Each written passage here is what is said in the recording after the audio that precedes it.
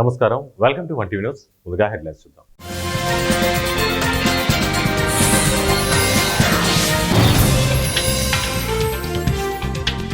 కర్నూలు జిల్లా Aluru TDP incharge Veerabhadra Goud తొలగింపు. TDP జిల్లా అధ్యక్షుడు తిక్కారెడ్డి ప్రకటన.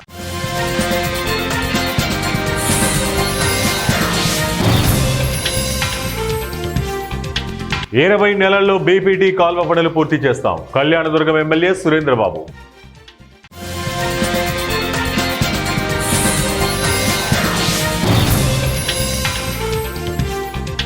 మేడ్చల్ జిల్లా గట్కేసర్లో ఘనంగా జగన్నాథ రథయాత్ర ఉత్సవం. బులెటిన్ అప్డేట్ చూద్దాం. అనంతపురం జిల్లా కరువు పీడిత నియోజకవర్గాలైన కళ్యాణదుర్గం, రాయదుర్గంలకు జీవనాడైన బీటీపీ కాల్వ పనులకు ఎంపీ అంబికా లక్ష్మీనారాయణ, ఎమ్మెల్యేలు సురేంద్రబాబు, కాల్వ శ్రీనివాసులు భూమి పూజతో శ్రీకారం చుట్టారు. ఎన్నికల ప్రచారంలో భాగంగా రైతులకు ఇచ్చిన హామీలను సుపరిపాలనలో తొలి అడుగులో భాగంగా భైరవాణి తిప్ప ప్రాజెక్టుతో ఎమ్మెల్యే అమిలినేని తొలి అడుగు వేశారు. అనంతరం ఎమ్మెల్యే మాట్లాడుతూ కరువు పీడిత కళ్యాణదుర్గం, రాయదుర్గం నియోజకవర్గాలకు మహర్దశ పట్టిందన్నారు. వైసీపీ ప్రభుత్వంలో మాజీ మంత్రి ఉషశ్రీ చరణ్ నిర్వాకంతో రైతుల ఆశలపై నీళ్లు చల్లారన్నారు. కూటమి ప్రభుత్వం ఏడాది పాలన తర్వాత బీటీపీ కాలువ పనులను పునఃప్రారంభించినట్లు వెల్లడించారు. 20 నెలల్లో భైరవాణి తిప్ప ప్రాజెక్టు, కుందుర్పి బ్రాంచ్ కెనాల్ కాలువ పనులను పూర్తి చేసి 114 చెరువులకు నీరు అందిస్తామని ప్రకటించారు. ఆయనకు మనం అందరం కూడా రుణపడి ఉండాలి. అలాంటి వ్యక్తి ముఖ్యమంత్రిగా ఉన్నాడు కాబట్టి మరి కూడా మనం ప్రారంభించుకోగలుగుతున్నాం. అదే ఏ అనుభవం లేని ముఖ్యమంత్రిగా వచ్చిన జగన్ రెడ్డికి, విలువలు తెలియని వ్యక్తికి ఇది 5 ఏళ్లు నిలబెట్టి రకరకాలుగా రైతులను ఇబ్బంది పెట్టాడు, అందరి వ్యవస్థలను ఇబ్బంది పెట్టాడు, అన్ని రకాలుగా ఇబ్బంది పెట్టాడు. అలాంటి ఈ పూర్తిగా ఇబ్బంది అయిపోయిన తర్వాత కూడా పునఃప్రారంభం అంటే ఒక్కసారి పూర్తిగా నిలిచిపోయిన ప్రాజెక్టు మరీ ప్రారంభిస్తున్నారంటే అంత సామాన్యమైన విషయం కాదు.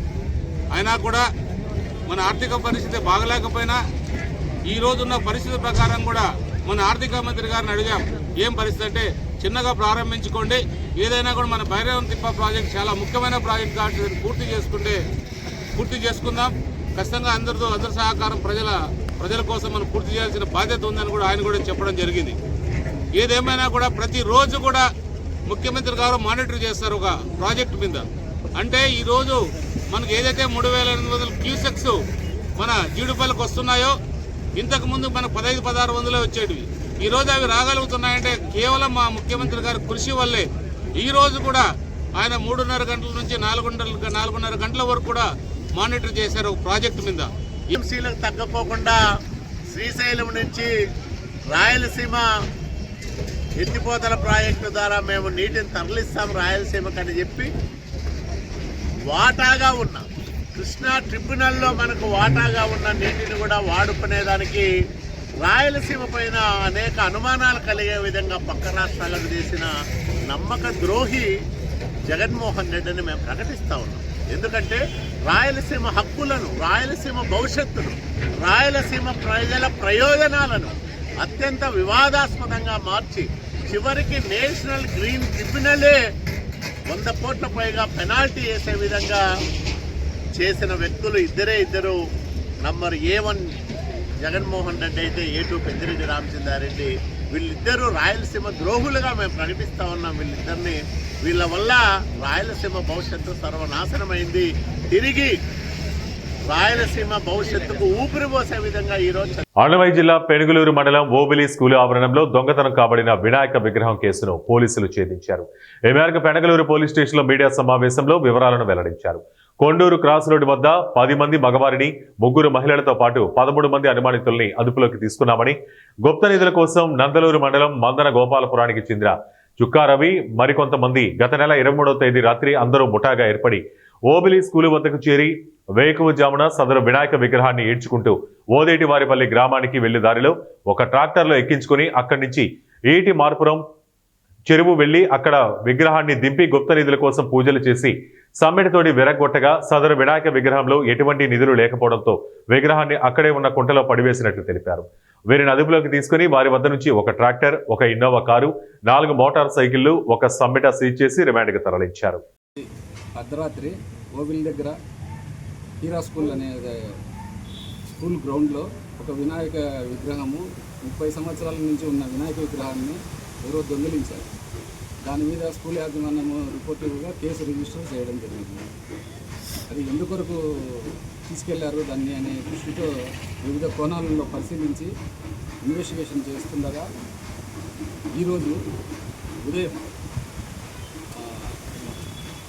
7 గంటలకు ఈ 13 మంది ముద్దాయిలు, దాంట్లో 3 మహిళలు ఉన్నారు, మిగతా 9 మంది 10 మంది వీళ్ళు జెంట్స్ మగవాళ్ళు ఉన్నారు. వీళ్ళంతా కూడా ఒక ముఠాగా ఏర్పడి గుప్త నిధుల కోసము వీళ్ళు తవ్వకాలు సాగించే ముఠా ఇది.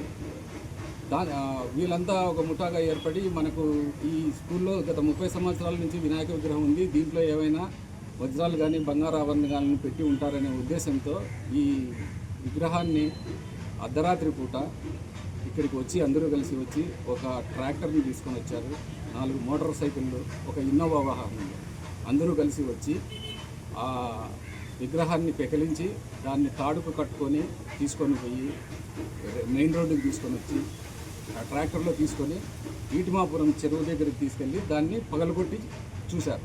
పగలగొట్టి చూస్తే దాంట్లో ఏమీ లేవు. దీనికోసమని ఆ పూజలు చేసే పూజారి, తాంత్రిక విద్యలు చేసే వాళ్ళు కూడా ఉన్నారు. దాంట్లో ఒక 3 మహిళలు ఉన్నారు, 2 వీళ్ళు ఉన్నారు. వీళ్ళంతా నెల్లూరుకు చెందిన వాళ్ళు.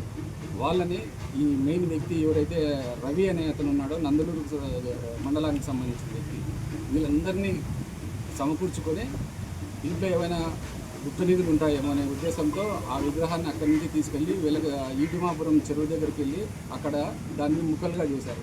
చేస్తే దాని లోపల ఏం దొరకలేదు, బాగా చిన్న చిన్న ముక్కలుగా ఉన్నాయి. కొన్ని పెద్ద ముక్కలు మాత్రము వినాయక స్వామి తొండము, కాలు, ఇవి భుజము, మొహంలో ఒక భాగం కనబడేటట్టున్నాయి. మిగతా ఉంది చిన్న చిన్న భాగాలుగా ఉండిపోయాయి. ఈరోజు ఉదయం వాళ్ళని అందరినీ కొన్ని అరెస్ట్ చేసేసి ఎందుకు చేశారు ఏంటి అంటే దాంట్లో ఈ విధంగా బంగారు ఉంటుందనే ఉద్దేశంతో మేమందరం కూడగట్టుకొని చేశాము, కానీ బంగారు ఏమీ దొరకలేదు అని చెప్తున్నారు. కాకపోతే గుప్త నిధులను తవ్వేది నేరమే, దానికోసం ప్రయత్నించడం నేరమే కాబట్టి మేము వాళ్ళందరినీ అరెస్ట్ చేసేసి ఈరోజు వాళ్ళ దగ్గర ఉండే వాళ్ళు చూపించిన విగ్రహాల ముక్కల్ని, తర్వాత వాళ్ళు నేరాన్ని చేసేదానికి ఉపయోగించబడిన ఒక ఇన్నోవా కారు, ఒక ట్రాక్టరు, 4 మోటార్ సైకిళ్ళు, మరియు ఆ పూజారి దగ్గర బ్యాగ్లో వెతికితే అతని దగ్గర ఒక టెంకాయ, నిమ్మకాయలు, చిన్న చిన్న పుల్లలు అవన్నీ ఉన్నాయి దీనికి సంబంధించి పూజలు చేసేవారు. దీనికి తోడు దానిలో 3 మహిళలు కూడా ఇటువంటి వ్యవహారాలు ఇంతకుముందు కూడా చేసేవారని చెప్పి ఒప్పుకున్నారు నెల్లూరు జిల్లాలో అక్కడంతా. సో వాళ్ళందరినీ అరెస్ట్ చేసేసి ఈరోజు రిమాండ్ పంపించడం జరుగుతుంది. ఈ కేసును ముఖ్యంగా ఛేదించడంలో Penagaluru head constable Subbarayudu, Ravi, constable Ravi, SI garu, మిగతా సిబ్బంది కూడా చాలా శ్రమ కూర్చి టెక్నికల్గా, సాంకేతిక పరంగా సీసీ కెమెరాల సహాయంతో ఈ కేసును ఛేదించడం అయింది. వారిని అంతా అభినందిస్తున్నారు. తర్వాత వీరికి రివార్డు కోసమని ఎస్పీ గారికి సిఫార్సు చేయడం. ఖమ్మం నగరంలోని కాల్వరోడ్డు మున్నేరు పాత వంతెనపై నుండి ద్విచక్ర వాహనాల రాకపోకలకు మాత్రమే అనుమతిస్తున్నామని ట్రాఫిక్ ఇన్స్పెక్టర్ బెల్లం సత్యనారాయణ తెలిపారు. వంతెన కింద చాప్టా రోడ్డుపై జరుగుతున్న మరమ్మతుల అనంతరం తిరిగి ట్రాఫిక్ పునరుద్ధరించడం జరుగుతుందని తెలిపారు. అప్పటి వరకు ఇతర వాహనాలు ప్రత్యామ్నాయ మార్గాలలో వెళ్లాలని విజ్ఞప్తి చేశారు.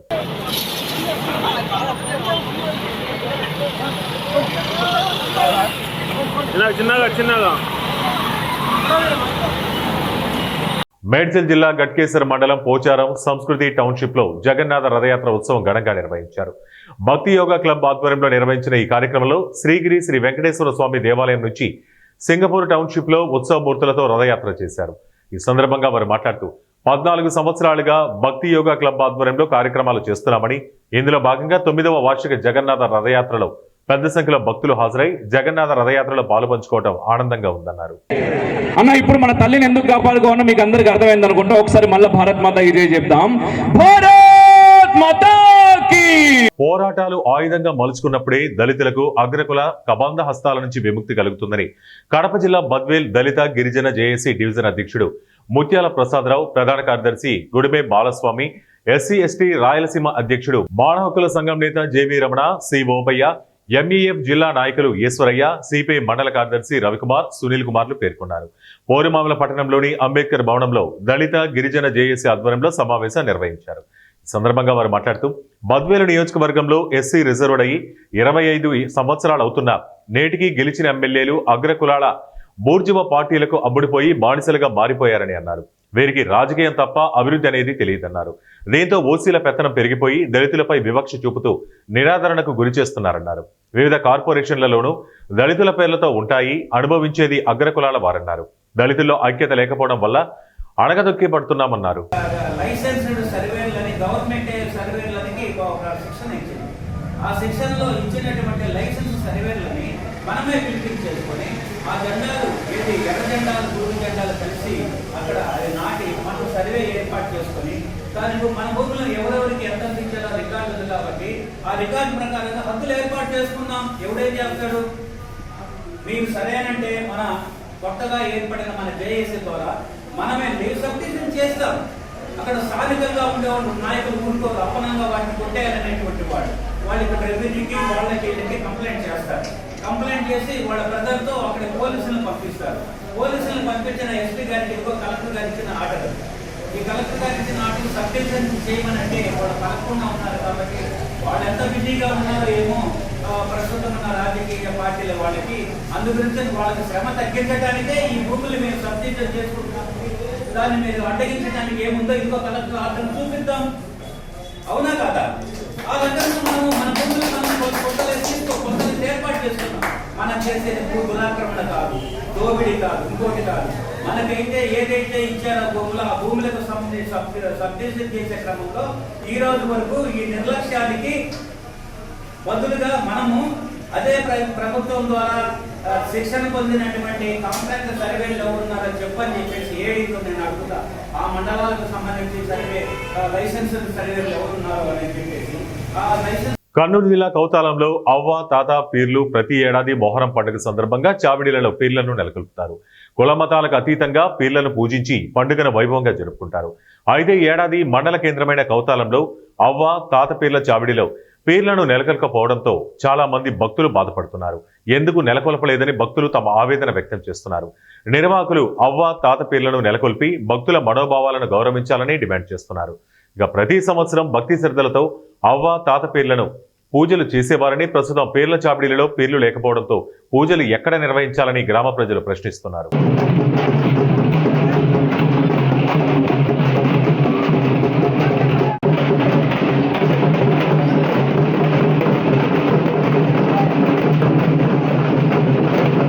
కర్నూలు జిల్లా ఇన్ఛార్జ్ పాలకుర్తి తిక్కారెడ్డి ఆలూరు టీడీపీ ఇన్ఛార్జిగా కొనసాగుతున్న వీరభద్ర గౌడ్ను ఈ రోజు నుండి ఇన్ఛార్జి పదవి నుంచి తొలగించడం జరిగింది.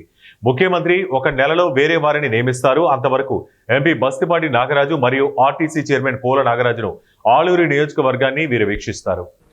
ఇక్కడ గ్రీవెన్సీ, ఇక్కడ కార్యకర్తలు, ఇక్కడ నాయకులు విన్నపం మేరకు ఇప్పుడు ఇక్కడ ఉన్నటువంటి ఇన్ఛార్జ్ వీరభద్ర గౌడ్ గారి స్థానంలో రాష్ట్ర నాయకత్వం పల్లా శ్రీనివాస్ యాదవ్ గారు, ఆర్టీసీ చైర్మన్ రీజనల్ చైర్మన్ అయినటువంటి పూల నాగరాజు గారిని, మన జిల్లా ఇన్ఛార్జ్ మంత్రి నిమ్మల రామానాయుడు గారిని, మన కర్నూలు జిల్లా ఎంపీ గారిని నాగరాజు గారిని ఈ బాధ్యతలు ఆలూరు నియోజకవర్గం బాధ్యత పూర్తిగా వాళ్ళే చూసుకుంటారు.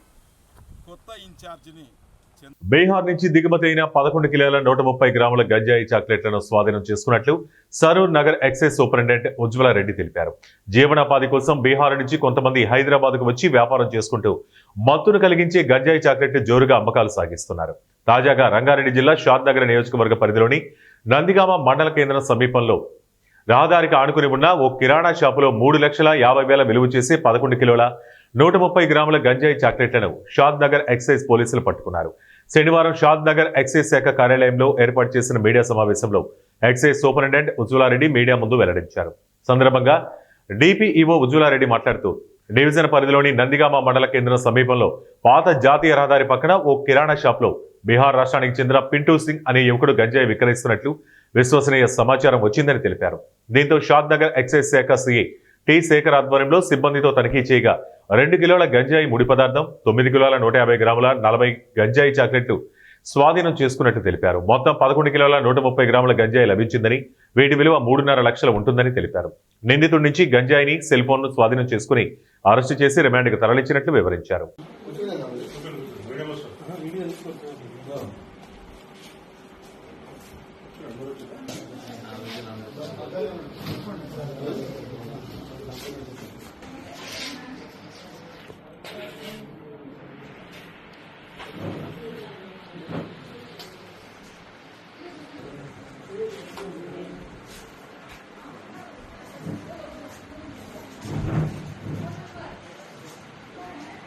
పల్నాడు జిల్లా వినుకొండ ముస్లిం సోదరులకు ప్రభుత్వ చీఫ్ విప్ జీవి ఆంజనేయులు మొహరం పండుగ శుభాకాంక్షలు తెలిపారు. ముస్లింలకు మొహరం పండుగ ఎంతో ప్రధానమైందని, ముస్లిం సోదరులందరూ కలిసికట్టుగా అత్యున్నత భావంతో ఈ పండుగను నిర్వహించుకోవాలని, అల్లా దయ వల్ల అందరూ సుఖ సంతోషాలతో ఆయురారోగ్యాలతో ఉండాలని ఆయన కోరారు. అలాగే తొలి ఏకాదశి మొహరం 2 పండుగలు ఒకే రోజు రావడం హిందూ ముస్లిం ఐక్యతను చాటుతుందని, హిందూ ముస్లింలందరూ సోదర భావంతో ఈ 2 పండుగలను నిర్వహించుకోవాలని ఆయన కోరారు. అస్సలాము అలైకుం. ముస్లిం సోదరులందరికీ మొహరం పండుగ శుభాకాంక్షలు. ఒక పక్క తొలేకాదశి పండుగ, మరో పక్క మొహరం పండుగ. ఈ పండుగ సందర్భంగా అందరూ సంతోషంగా ఉండాలని, బిడ్డలందరికీ బాగా చదువు రావాలని, ఆయుర ఆరోగ్యాలతో అందరూ అభివృద్ధిలో ముందుకెళ్లాలని కోరుకుంటూ అందరికీ పేరు పేరున ముస్లిం సోదరులందరికీ మొహరం శుభాకాంక్షలు. ఈ 2 పండుగలు అందరం కలిసి విజయవంతం చేద్దాం. వార్తలు ముగించే ముందు ముఖ్యాంశాలు మరోసారి.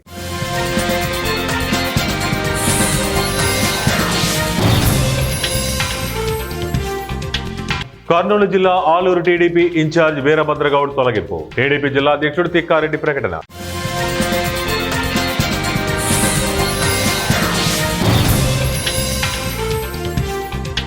ఇరవై నెలల్లో బీపీటీ కాల్వ పనులు పూర్తి చేస్తాం. కళ్యాణదుర్గం ఎమ్మెల్యే సురేంద్రబాబు.